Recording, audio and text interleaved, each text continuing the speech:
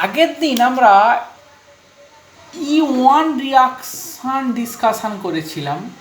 আজকে আমরা ডিসকাশান করব E2 রিয়াকশান। E2 রিয়াকশানের সঙ্গে E1 রিয়াকশানের পার্থক্যটা কি না, E1 রিয়াকশান আমরা পড়েছি এটা একটা 2 স্টেপ প্রসেস। প্রথম স্টেপে লিভিং গ্রুপটা বেরিয়ে গিয়ে একটা কার্বোক্যাটায়ন তৈরি হচ্ছে, সেই কার্বোক্যাটায়ন থেকে CH বন্ড ব্রেক করে একটা C ডবল বন্ড সি তৈরি হচ্ছে। E2 রিয়াকশানের ক্ষেত্রে কি হয়, E2 রিয়াকশানের ক্ষেত্রে এটা একটা 1 স্টেপ প্রসেস। সেখানে কি হয় না, এইরকমই একটা যদি জেনারেল মেকানিজম ড্র করা হয়, এরকমই বিটা পজিশনের হাইড্রোজেন, এখানে আছে লিভিং গ্রুপ, তাহলে একটা বেস কি করে না, এই বেসটা হাইড্রোজেনটাকে অ্যাবস্ট্রাক্ট করলো, এই CH বন্ডটা ব্রেক করে এখানে অ্যাটাক করলো, এই লিভিং গ্রুপটা বেরিয়ে গেল। তো আমরা এক স্টেপে কি পাচ্ছি না, আর CH ডবল বন্ড CH2, এইটাকেই বলবো আমরা E2 রিয়াকশান। 1 স্টেপে হাইড্রোজেন আর লিভিং গ্রুপটা বেরিয়ে যাচ্ছে, কে নিচ্ছে বিটা পজিশনের এইচকে না, বেস নিচ্ছে। ফলে এই রিয়াকশানের ট্রানজিশন স্টেটটাকে হবে কেমন না, এই ধরনের, এই বন্ডটা পার্সিয়ালি ব্রেক করছে, এই বন্ডটা পার্সিয়ালি তৈরি হচ্ছে, এই CH2 এইটাও ব্রেক করছে, এই বন্ডটা তৈরি হচ্ছে, এটা ডেল মাইনাস, বিটাও ডেল মাইনাস, এইটা হচ্ছে গিয়ে ট্রানজিশন স্টেট, এইটা হচ্ছে গিয়ে প্রোডাক্ট। এই ধরনের একটা জেনারেল রিয়াকশান মেকানিজম। তো এই রিয়াকশান যদি এরকমই হয়, তাহলে রিয়াকশানের রেট কি হবে, রেট কনস্ট্যান্ট ইনটু কি হবে সাবস্ট্রেট ইনটু কি হবে না কনসেন্ট্রেশন অফ বেস। তাহলে যে একটা স্টেপ যখন, তাহলে ওই স্টেপটাই RDS, সেই স্টেপে সাবস্ট্রেট আর বেস দুটোরই কনসেন্ট্রেশন ইনভলভ, বলেই এটা একটা বাইমলিকুলার রিয়াকশান, বাইমলিকুলার। সে ওই জন্যই এটা ওই 2 টার্মটা ওখান থেকে এসছে, ফলে it is called E2 reaction. তাহলে অবভিয়াসলি এই রিয়াকশানেরও এনার্জি প্রোফাইল ডায়াগ্রামটা SN2 রিয়াকশানের মতোই হবে, জাস্ট এখানে রিয়াক্ট্যান্ট, এইখানে প্রোডাক্ট, এই ট্রানজিশন স্টেট, এইটা হচ্ছে গিয়ে আমাদের ই অ্যাক্ট। অ্যাজ সিম্পল এজ, এটাকে নিয়ে বেশি আমরা আর কিছু বলছি না। তো এখানে মানে যদি দু একটা রিয়াকশানে আমরা এক্সাম্পল দেই, ধর এরকমই আইসোপ্রোপাইল ব্রোমাইড, এইটা এখানে বেস কি দেওয়া হয়, NaOET, সোডিয়াম ইথক্সাইড। স্মরণ করে দিই, মানে সোডিয়াম ইথক্সাইড তৈরির মেথড কি, NaH plus ethanol or metallic sodium plus ethanol, কখনোই সোডিয়াম হাইড্রোক্সাইড ইথানল নয়। তাহলে এইখান থেকে কি তৈরি হবে না, প্রোপিন তৈরি হবে, এই E2 রিয়াকশান। অন্য একটা কি এক্সাম্পল, মনে কর টারসিয়ারি বিউটাইল ব্রোমাইড, টি বিউটাইল ব্রোমাইড, এখানেও যদি সোডিয়াম ইথক্সাইড দেই, তাহলে আমরা কি পাবো না, আইসোবিউটিন এই প্রোডাক্ট পাবো। So these are the examples of E2 reaction. এবারে দ্য মোস্ট ইম্পর্টেন্ট থিং, আমরা যেটা আগে শুধু ডেফিনেশন পড়েছি, অ্যাপ্লিকেশান খুব একটা পড়িনি, এইখানে আমরা প্রথম শুরু করব না, রিয়াকশানের ট্রানজিশন স্টেট আমরা দেখিয়ে দিয়েছি, it is a 1 step reaction, ওটাই RDS। তাহলে যদি আবার একবার দেখাই রিয়াকশানের মেকানিজমটাকে অন্য একটা আসপেক্টে, এই বেস মাইনাস এই বি মাইনাস এইটাকে খেয়ে নিল, এই অ্যাটাক করলো, এই এলটা বেরিয়ে যাচ্ছে।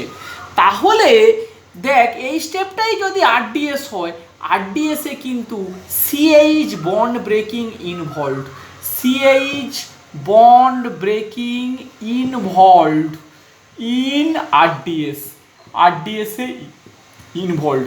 তাহলে সঙ্গে সঙ্গে বলতে পারি KH/KD সমান কি হবে 7। তার মানে E2 reaction will show primary kinetic isotope effect, E2 reaction will show primary kinetic isotope effect, কারণ CH বন্ড ব্রেকিংটা ইনভলভড E2 রিয়াকশানের ক্ষেত্রে। বেশ, এখন E2 রিয়াকশানের ক্ষেত্রে মানে এই রিয়াকশানগুলোকে যেখানে এইটা একটা হাইড্রোজেন অ্যাটম আছে, অবশ্যই এটা একটা অন্য আসপেক্টে বলা। বেশ, এই ব্যাপারটা তাহলে আমরা যে যে আমরা ক্লিয়ার করলাম। এখন যদি আবার একটু স্মরণ করিয়ে দিই যে এই KH/KT সমান 7 মানেটা কি, মনে কর এরকম একটা সাবস্ট্রেট আছে, এই সাবস্ট্রেটের রিয়াকশান রেট মনে কর KH। যদি এরকম একটা সাবস্ট্রেট নেই RCD2, এখানে CH2L, তাকে যদি ইথক্সাইড দিয়ে করি ট্রিট, তার রেটটা হবে KD। তাহলে KDটা কিন্তু আরেকটা সেপারেট রিয়াকশান, যেখানে যে হাইড্রোজেনটা অ্যাবস্ট্রাক্টেড হচ্ছে ওটাকে তুলে নিয়ে ডয়টোরিয়াম দিয়ে রিপ্লেস করতে হবে, সেই রিয়াকশানের হচ্ছে রেট KD। আচ্ছা, এই ব্যাপারটা আমরা ক্লিয়ার করলাম যে E2 reaction will show primary kinetic isotope effect. Next আমরা কি বলবো না, এই রিয়াকশান E2 রিয়াকশানে লিভিং গ্রুপের রোল একটা বিশাল আছে। লিভিং গ্রুপ যত বেটার হবে রিয়াকশানের রেট তত এনহান্স হবে। লিভিং গ্রুপ যত বেটার হবে রিয়াকশানের রেট তত এনহান্স হবে। লিভিং গ্রুপ বেটার মানে আমরা আগে পড়েছি যে যেখানে লিভিং গ্রুপটা বেরিয়ে গিয়ে কি হয় L মাইনাস, এই মাইনাস চার্জটাকে যত বেশি ডিলোকালাইজ করতে পারবে বা যত বেশি স্টেবিলিটি দিতে পারবে তত আমরা কি বলবো, সেই লিভিং গ্রুপটা বেটার। বেশ, তাহলে এবারে যদি আমরা এরকম একটা জেনারেল অ্যালকিল হ্যালাইডের সিরিজগুলোর কথা বলি, যে RCl, RBr, RI এদের কথা যদি আমরা বলি, তাহলে অ্যালকিল ক্লোরাইড থেকে অ্যালকিল ব্রোমাইড থেকে অ্যালকিল আয়োডাইডের দিকে যত যাব, তাহলে সাবস্ট্রেটের রিঅ্যাক্টিভিটি ইনক্রিজ করবে। কিসের দিকে না, E2 রিয়াকশানের দিকে সাবস্ট্রেটের রিঅ্যাক্টিভিটিটা ইনক্রিজ করবে। এইটা গেল গিয়ে সাবস্ট্রেটের বক্তব্য। আচ্ছা, নেক্সট আমরা E2 রিয়াকশানে সব থেকে যেটা ইম্পর্টেন্ট একটা আসপেক্টের মধ্যে ঢুকবো, সেই আসপেক্টটা হচ্ছে সেট জেপ ভার্সাস হফম্যান প্রোডাক্ট। আচ্ছা, এইটা আমার মনে হয় যে তোরা উচ্চ মাধ্যমিকে খানিকটা শিখে এসেছিস।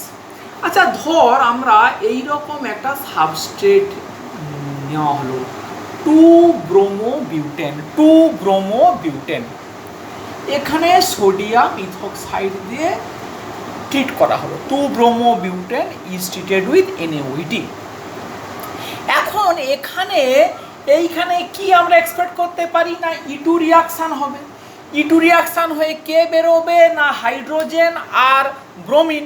এই রিয়াকশানকে একদম স্পেসিফিক যদি নাম বলি, তাহলে আমরা বলবো ডিহাইড্রোহ্যালোজিনেশন। ডি মানে বেরিয়ে যাওয়া, হাইড্রো মানে হাইড্রোজেন, আর হ্যালোজেন মানে হ্যালোজেন। তাহলে ডিহাইড্রোহ্যালোজিনেশন হচ্ছে, মানে HX বেরিয়ে যাওয়াকে বলা হয় ডিহাইড্রোহ্যালোজিনেশন। তাহলে এটা যদি একটা E2 রিয়াকশান হয়, এবং আমরা জানি E2 reaction is one kind of beta elimination reaction, তাহলে লিভিং গ্রুপটা ব্রোমিন ফিক্সড হয়ে গেল। তাহলে এর সাপেক্ষে এই পজিশনটা আলফা। এবারে আমাকে কি খুঁজতে হবে না, কটা বিটা পজিশন আছে। এই একটা বিটা পজিশন আছে, এই একটা বিটা 1 পজিশন আছে, তাহলে দুটো বিটা পজিশন আছে। তাহলে সোডিয়াম ইথক্সাইড এই বিটা হাইড্রোজেনকে যদি খেয়ে নেয়, তাহলে এইখানটাতে ডবল বন্ডটা আসবে। আর যদি বিটা 1 হাইড্রোজেনটাকে খেয়ে নেয়, তাহলে এইখানটাতে ডবল বন্ড আসবে। তাহলে দুটো যে প্রোডাক্ট আমরা পাচ্ছি তার স্ট্রাকচার হচ্ছে এইটা একটা প্লাস এইটা একটা, এই দুটো স্ট্রাকচার হচ্ছে। এই দুটো প্রোডাক্টের পসিবিলিটি আছে। এই প্রোডাক্টটা কোত্থেকে পাচ্ছি না, ভেতরের হাইড্রোজেনটা, মোর সাবস্টিটিউটেড হাইড্রোজেনটাকে খেয়ে নিয়ে যখন হচ্ছে, এই প্রোডাক্টটাকে বলা হয় সেট জেপ প্রোডাক্ট। এইটাকে বলা হয় হফম্যান প্রোডাক্ট। যেখানে ডবল বন্ডটা ধারের দিকে আসছে তাকে বলা হয় হফম্যান, আর যেখানে ডবল বন্ডটা ভেতরের দিকে আসছে ওটাকে বলা হয় সেট জেপ প্রোডাক্ট। এখন এই দুটো প্রোডাক্টের মধ্যে কে মেজর হবে কে মাইনর হবে, না তোরা অলরেডি মুখস্থ আছে এইচএসের জ্ঞান থেকে যে সেট যে প্রোডাক্টটা হয় মেজর প্রোডাক্ট আর এই প্রোডাক্টটা হয় মাইনর প্রোডাক্ট। তাহলে কেন সেট জেপটা মেজর আর কেন কেন সেট জেপটা মেজর প্রোডাক্ট আর কেন হফম্যানটা মাইনর প্রোডাক্ট, সেইটা এক্সপ্লেন করতে গেলে আমাকে ওই দুটো প্রোডাক্ট ফরমেশনের ট্রানজিশন স্টেটটাকে দেখতে হবে। ট্রানজিশন স্টেটটা হবে কেমন না, যদি সেট জেপের ট্রানজিশন স্টেটটার কথা বলি তাহলে দেখ এইরকমই হচ্ছে, এই বিআর এই ডট ডট এই হাইড্রোজেন এই ডট ডট ও ইটি, এইটা ডেল মাইনাস এই বিআরটা হচ্ছে গিয়ে ডেল মাইনাস। তাহলে এইটা টিএস অফ কার না সেট জেফের টিএস, সেট জেফ প্রোডাক্টের টিএস। হফম্যানের টিএসটা কেমন, CH3 CH2 এই ডট ডট বিআর এই CH2 এই ডট ডট এই এইচ এই ডট ডট ও ইটি এই ডেল মাইনাস এই ডেল মাইনাস, এইটা টিএস অফ হফম্যান এইটা হবে।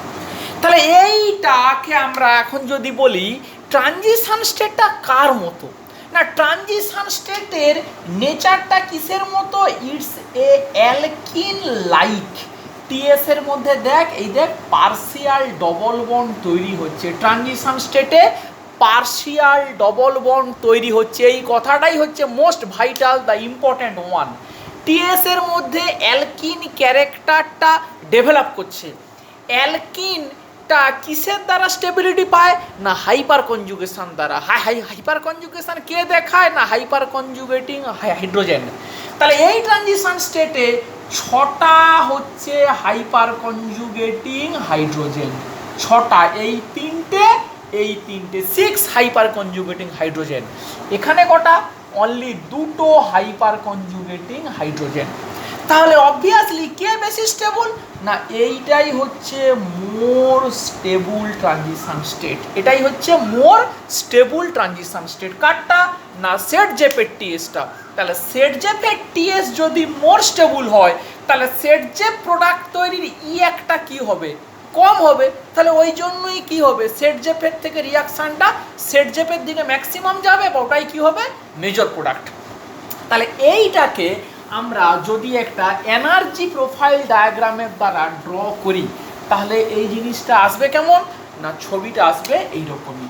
তাহলে এই রিয়াকশান কোঅর্ডিনেট, এইখানে রিয়াক্ট্যান্ট, না যেটা আমাদের সেট জেপ কম উঠে এই বেশি নেমে গেল, এটা বেশি উঠে কম নামলো, এটা আবার অন্যরকমই, আবার অন্যগুলো পাকাস না। তাহলে এইটা হচ্ছে 2-ব্রোমোবিউটেন, এইটা হচ্ছে 2-বিউটিন আর এইটা হচ্ছে 1-বিউটিন। তাহলে এইটা হচ্ছে টিএস অফ সেট জেপ, মানে এইটা হচ্ছে সেট জেপ প্রোডাক্ট, সেট জেপ প্রোডাক্ট, আর এইটা হচ্ছে টিএস অফ হফম্যান প্রোডাক্ট। এইগুলো যা দেওয়ার অবশ্যই দিবি, পোটেনশিয়াল এনার্জি, রিয়াকশান কোঅর্ডিনেট, তার ইঅ্যাক্ট এইটা, এইটা তার ইঅ্যাক্ট। তাহলে ইঅ্যাক্টটা সেট জেপের কম বলেই রিয়াকশানটা ওই দিকেই ম্যাক্সিমাম যায় বা ওইটাই মেজর প্রোডাক্ট হয়। তাহলে এই অ্যাসপেক্টে আমাদের বলতে হবে, ওই মুখস্থ করলে হবে না যে মোর সাবস্টিটিউটেড অ্যালকিনটা মেজর প্রোডাক্ট হবে, ওটা বলাটা অ্যাকচুয়ালি ভুল। তাহলে মানে কেন মোর সাবস্টিটিউটটা মেজর প্রোডাক্ট হবে, কারণ মোর সাবস্টিটিউটেড অ্যালকিনের করেসপন্ডিং ট্রানজিশন স্টেটটা মোর স্টেবল হবে। কেন না ট্রানজিশন স্টেটের মধ্যে অ্যালকিন লাইক ক্যারেক্টার গ্রো করে, অ্যালকিন ক্যারেক্টার গ্রো করা মানে সেখানে কি হচ্ছে না সেখানে actually more number of hyperconjugating hydrogen থাকছে, ফলে রিয়াকশানটা ওই দিকেই ফাস্টার রেটে যাচ্ছে। বেশ, এইটা একটা বক্তব্য গেল, ক্লিয়ার হল।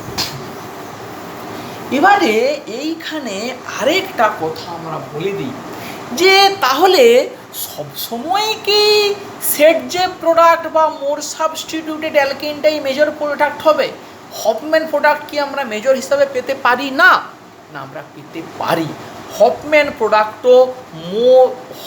প্রোডাক্টটাও মেজর প্রোডাক্ট হতে পারে। কোথায় না, দেখ আমরা যদি কনসিডার করি সাইজ অফ বেসের সাইজ যদি কনসিডার করি তাহলে একটা জিনিস আসতে পারে। ধর আমরা এই এক্সাম্পলটা নিলাম, এটা একটা বিখ্যাত এক্সাম্পল, এই CH3Br 1 মিথাইল 1 ব্রোমোসাইক্লোহেক্সেন, একে NaOET দিয়ে ট্রিট করলাম, এখন এই ব্রোমিনটা লিভিং গ্রুপ, ব্রোমিনের সাপেক্ষে এইটা আলফা পজিশন, এইটা বিটা পজিশন, বা এটাও বিটা পজিশন সেম, আবার দেখ এইটা আলফা, এটাও বিটা 1 পজিশন, তাহলে এটাও বিটা 1, তাহলে এইখানে দুটো প্রোডাক্ট পসিবল। একটা প্রোডাক্ট হচ্ছে এইটা, মানে যেখানে এন্ডোসাইক্লিক ডবল বন্ড, আর একটা এইটা যেইটা আমাদের এক্সোসাইক্লিক ডবল বন্ড। এখন সোডিয়াম ইথোক্সাইড দিলে এইটা হয় মেজর প্রোডাক্ট, এইটা হয় মাইনর প্রোডাক্ট। কিন্তু বেসটা যদি বাল্কি বেস হয়, মানে t butoxide minus potassium tertiary butoxide, তার স্ট্রাকচারটা কি CH3CH3CH3O minus K plus potassium tertiary butoxide, এটা মিথাইল। এইরকমই যদি বেস হয়, বাল্কি যদি বেস হয়, তখন এই প্রোডাক্টটা হয়ে যায় মাইনর প্রোডাক্ট, আর এই প্রোডাক্টটা কি হয়, that becomes the major product. তাহলে কেন, এইটার উত্তর খুঁজতে হবে। এইটার উত্তর খোঁজাটা খুবই সহজ। আমরা যদি সাবস্ট্রেটের স্ট্রাকচারটাকে ড্র করি, এটা যদি এরকমভাবে একটু ড্র করি, এইটা Br, এই CH2AH, এই H, এই H, এই তো পসিবল যে এটাও একটা বিটা হাইড্রোজেন, এটাও একটা বিটা হাইড্রোজেন, এরকমই দুটো জায়গায়। এই বিটা হাইড্রোজেনটা যদি খেয়ে নেয় তবে এইখানে ডবল বন্ড পড়বে, মানে হুইচ ইজ দ্য এই প্রোডাক্টটা যেটা হফম্যান প্রোডাক্ট, আর যদি এই হাইড্রোজেনটাকে খেয়ে নেয় তবে কি হবে, এইখানে double bond which is the Saytzeff product. এখন আমরা ট্রানজিশন স্টেটের স্টেবিলিটি যদি দেখি, তাহলে অবভিয়াসলি এই অ্যালকিনটা বেশি stable, this is the more stable alkyne, ফলে এর ট্রানজিশন স্টেটও বেশি স্টেবল হবে। তাহলে সোডিয়াম ইথোক্সাইড যখন একটা নর্মাল বেস দিচ্ছি, তখন ও মানে যে টিএসটা বেশি স্টেবল তার থ্রু দিয়ে যাবে, ফলে এই প্রোডাক্টটাই হবে মেজর প্রোডাক্ট। কারণ কি না, এর টিএসটা বেশি স্টেবল, এর ট্রানজিশন স্টেটে হাইপার কনজুগেটিং H কটা 3, 2, 5, 2, 7টা হাইপার কনজুগেটিং হাইড্রোজেন, আর এর টিএসএ কটা 2, 2, 4টে, ফলে ওইটাই হচ্ছে গিয়ে মেজর প্রোডাক্ট। যদি বেসটা বাল্কি হয়, তখন এই দুটো বিটা পজিশনের মধ্যে এই হাইড্রোজেনটা হচ্ছে স্টেরিক্যালি ক্রাউডেড। এই হাইড্রোজেনটা কি না, স্টেরিক্যালি ক্রাউডেড, কিন্তু এই হাইড্রোজেনটা লেস স্টেরিক্যালি ক্রাউডেড, মানে এই হাইড্রোজেন, এই বিটা হাইড্রোজেনের স্টেরিক ক্রাউডিংটা কম। তার ফলেই কি হবে না, তার ফলেই bulky base will try to abstract this less sterically crowded hydrogen, and you will get Hofmann product as the major product. তখন এইটা হবে, এইটাই হচ্ছে গিয়ে বক্তব্য। তোদের পরীক্ষাতে কোশ্চেন দে, গোটা তিনেক বেসের সাইজ দিয়ে দিল, যে পরপর সাইজ বাড়ছে, বেসগুলোর সাইজ বাড়ছে, দিয়ে বলল যে প্রোডাক্টের ডিস্ট্রিবিউশনটা কেমন হবে। তাহলে যত বেসের সাইজ বাড়বে তত কি হবে, সে less sterically crowded beta হাইড্রোজেনকেই abstract করবে, ফলে হফম্যান প্রোডাক্টের পার্সেন্টেজ আস্তে আস্তে বাড়তে থাকবে। সে সালের কোশ্চেন বই দেখলেই উত্তরগুলো পেয়ে যাবি আশা করছি। নেক্সট দেখ আমরা যেটা পড়ব, যে E2 রিয়াকশানের স্টিরিওকেমিস্ট্রি, এটা আর একটা একদম মানে রিকোয়ারমেন্ট অফ E2 রিয়াকশান, মানে মাস্ট রিকোয়ারমেন্ট E2 রিয়াকশানের মাস্ট রিকোয়ারমেন্টটা কি না, hydrogen and the living group must be anti to each other, they must be anti-periplanar to each other, আগের ট্রানজিশন স্টেটগুলোতে একটু খেয়াল করে দেখবি আমরা অ্যান্টি করেই ড্র করেছি, অ্যান্টি করেই, মানে যদি সিম্পল ওয়েতে ড্র করি এই হাইড্রোজেন থাকবে, এই লিভিং গ্রুপ থাকবে, এইরকমই একটা জিওমেট্রি যদি অ্যাটেন্ড করতে পারে, মানে একটা সাবস্টেটের মধ্যে হাইড্রোজেন আর লিভিং গ্রুপ যদি অ্যান্টিতে থাকে, then only E2 reaction will take place. বা আমরা ঘুরিয়ে বলতে পারি যে E2 রিয়াকশানের স্টিরিওকেমিক্যাল রিকোয়ারমেন্টটাই হচ্ছে অ্যান্টি, মানে যে দুটো অ্যাটম বা গ্রুপ বেরিয়ে যাবে তারা অ্যান্টি ওরিয়েন্টেশনে থাকতেই হবে, থাকতেই হবে। এটা একটা মাস্ট ইম্পর্ট্যান্ট বক্তব্য।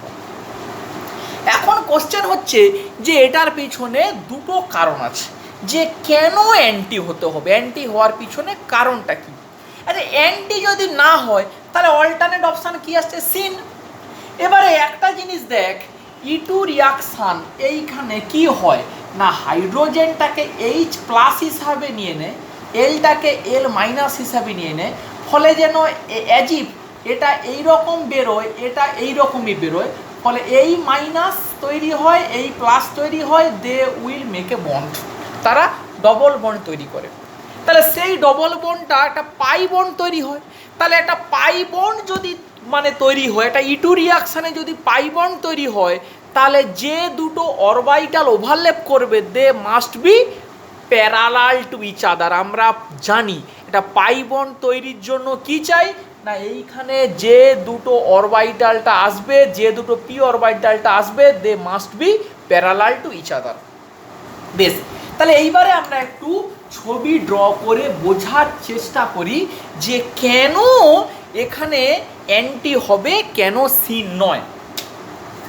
এখন সিন যদি হতে হয় তাহলে ট্রানজিশন স্টেটটা দেখ, সিন যদি হতে হয় তাহলে এই মনে কর আমার এল আছে, এইরকমই স্ট্রাকচারটা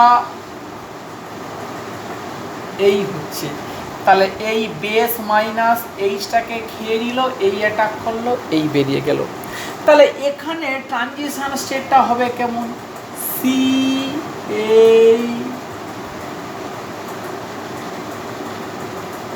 এই এইচ, এই এল, এই বি, এই ডেল মাইনাস, এই ডেল মাইনাস, এইরকমই হতে হবে, এইরকমই একটা জিওমেট্রি আসবে সিনের ক্ষেত্রে।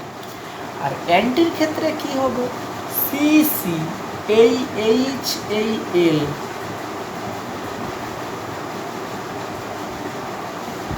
B B, B minus, B minus, এই এলো, এই অ্যাটাক করলো, এই বেরিয়ে গেল।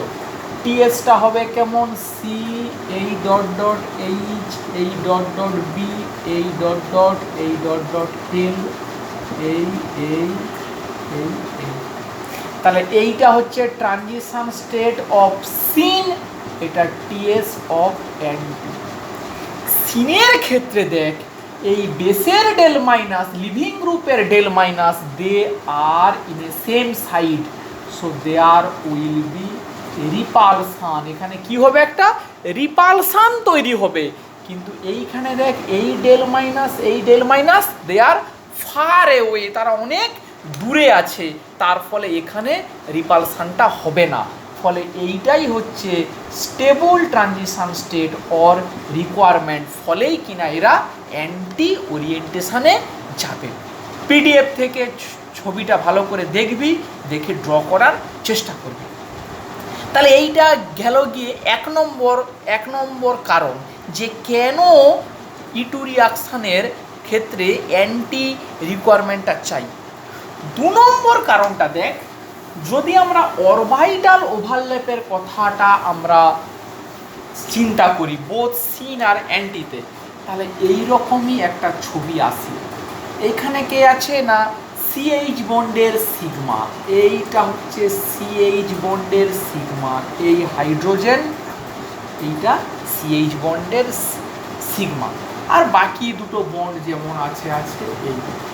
আর এইখানে কি আছে না, এইখানে সিএলটার সিগমা স্টার, এই এই এই এল, এই আর এই, এটা হচ্ছে সিএল এর সিগমা স্টার। এই দুটো বন্ড যেমন আছে আছে। তাহলে এটা যদি ভেঙে বেরিয়ে যায়, তাহলে এই অরবিটালটার এইচটা ভেঙে বেরোচ্ছে, বলে এর সাথে এর ওভারল্যাপ হতে হবে। এই দুটো orbital not parallel, they are not parallel, ফলে proper overlap is not possible. এই সিন ওরিয়েন্টেশনে, সিনের ক্ষেত্রে এইটা বেরিয়ে গেলে এই সাথে এর ওভারল্যাপটা প্রপার হয় না। যদি অ্যান্টিতে হয় তখন ছবিটা হয় কেমন না, এটা যদি এই বেরোয় তাহলে এই হচ্ছে গিয়ে তার সিগমা স্টারটা, এই এল, এই সিগমা স্টার, আর এইটা হচ্ছে সিএইচ বন্ড, এই এইচ, এই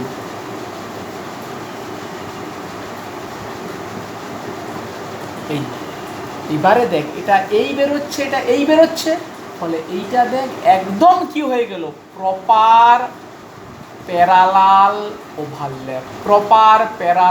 ওভারল্যাপ। কোথায় না, অ্যান্টি জিওমেট্রিতে। ফলেই কি হচ্ছে না, এই অ্যান্টি এলিমিনেশনটা হয়, সিন এলিমিনেশনটা হয় না।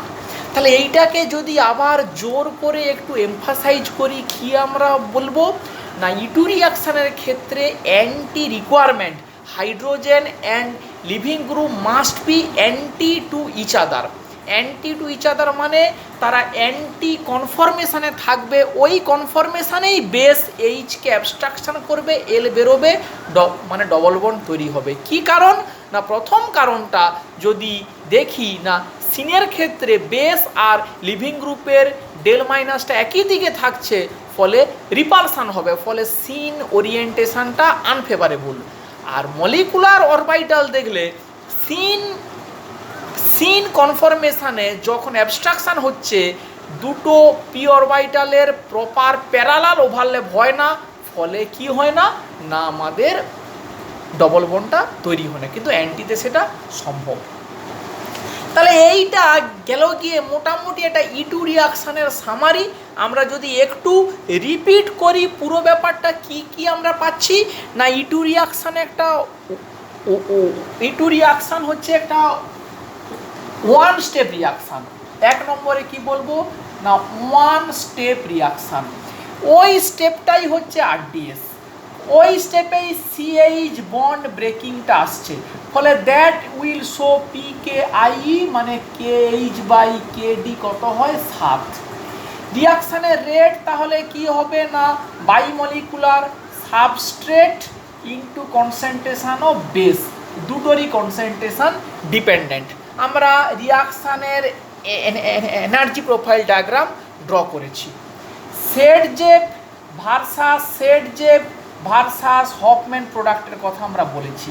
নর্মালি কে মেজর হয়, সেটজেপ প্রোডাক্ট, কারণ কি ওটা মোর সাবস্টিটিউটেড অ্যালকিন, তার মানে ওর করেসপন্ডিং যে transition state that became more stable হয় না, ওর ট্রানজিশন স্টেটটার মানে ইটু রিয়াকশানের ট্রানজিশন স্টেটে অ্যালকিন ক্যারেক্টার ডেভেলপ করে, ইটু রিয়াকশানের ট্রানজিশন স্টেটে অ্যালকিন ক্যারেক্টার ডেভেলপ করে, তার ফলে কি হয়, মোর সাবস্টিটিউটেড ট্রানজিশন স্টেটের মধ্যে মোর number of hyperconjugating hydrogen থাকে, ফলে সেটা স্টেবিলিটি পায়।